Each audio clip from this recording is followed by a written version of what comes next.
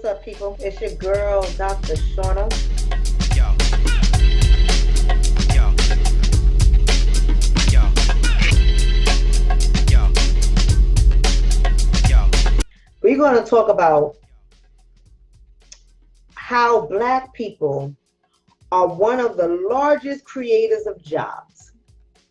Yeah, we're going to talk about that. And I know some people are scratching their heads like, that ain't true. But I want to challenge you guys to shift your thinking and to transform your thoughts to be able to receive what I am about to discuss here. Here's something that I want us to get our mind out of. First of all, we are not created to be servants.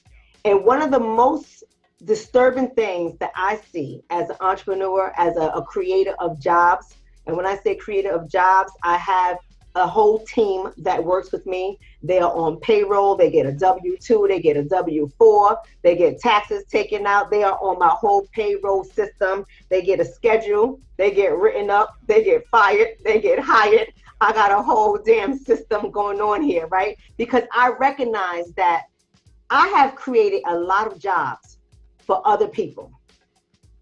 And there were years where I have not created a job for myself.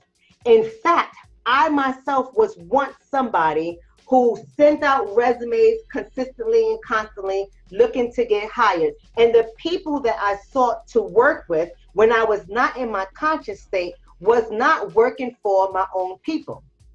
See, there is nothing wrong with sending out resumes to look for a job. But what becomes a problem is when we do this action unconsciously. We send out our resumes. We pray over working for big corporations. We pray for working for the system of America with the KKK in between it, no C. We pray for these kind of things. We get excited when we get validated and we are given a job to work. But how many of us wake up with the drive and the conscious to create a job for ourselves? We will go all out building somebody else's employment. We will go all out doing the best damn thing that we can do, bringing all of our knowledge, all of our skills, all of our talents into somebody else's business just to be devalued, just to be passed over, just to be given crumbs, never really knowing our worth. But do we wake up with that same enthusiasm, that same zeal to go out to work for ourselves? So I had to stop and I had to think about this. And I said, because I think that many of us don't even realize that we have become servants in this system. We went from being enslaved to a new form of slavery, and we do it on automation. We do it without thinking. We do it not from a mindset of creation for ourselves, but creation for someone else. Then we have people who are going to college just because this is something we have been told to do, to get a great education, like I said, and to get a job. But they don't realize that subconsciously in the minds of white people and other employers that do not look like us, subconsciously, we are a threat to their structure, to their market, and we have to become aware of this. Now, what does Dr. Shonna mean when she say that? What in the hell is Dr. Shonna talking about? Let me break it down for you.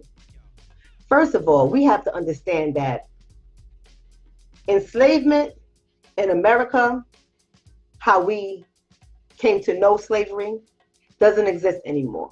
So what is the current need for you and I? What is the current need to the economic structure other than spending our money and getting our money? We're not talking about that, but we're talking about in terms of labor. What is the current need for us right now? I can't really make sense of what is the need for us right now. I don't think there are a lot of people knocking down our doors to get us to come work for them. Now, it may be a few of us that happens to, but I'm talking about collectively. I'm talking about as a nation, who is knocking down our doors to get us to come work for them? Who are they employing? See, because it's no longer about, I definitely want Black labor.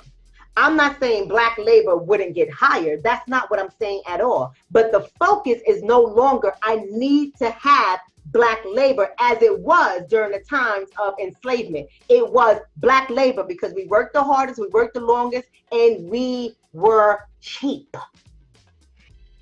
Free labor. Free labor. Right? And then after that, throughout the Jim Crow era, we were cheap labor. But then it was an influx of so many other people coming into America. You guys remember when the Latino population started to boom, right? They wasn't always hot in the US. We already know that this is not an attack, this is not an assault. These are facts. They were not always hot in the US. And then all of a sudden they started coming up. And they're looking for, not the Latinos particularly, but the employers are looking for cheap labor. So now the competition is not black labor. The competition is cheap labor. Who can I get to do the job for less? And we already know that the anti-blackness is real. So who's going to get the job? You or Pablo? Think about all the jobs right now that are being created. A lot of them are part-time jobs. Look at where this economy is coming. When you talk about capitalism, capitalism is all about how much money can I keep and how little do I pay you in order for me to keep more money. That's all it is. It's a chess move. So when we think about the hiring practices, it's about cheap labor. Now you have all of us sisters and brothers, for the most part, going out there, getting these education, getting these degrees. People got more master's degrees now than they ever had. Master's degrees are popping among our population, but has any one of us stopped to think, where are we going to get the jobs at?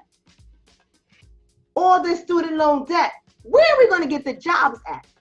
And you got so many of us with degrees. We're coming out with master's degrees. We're coming out with bachelor's degrees. We're coming out with doctorates. We're coming out and we want what we're worth. But we are asking the same people who built a system on free labor to cheap labor to pay us what we're worth.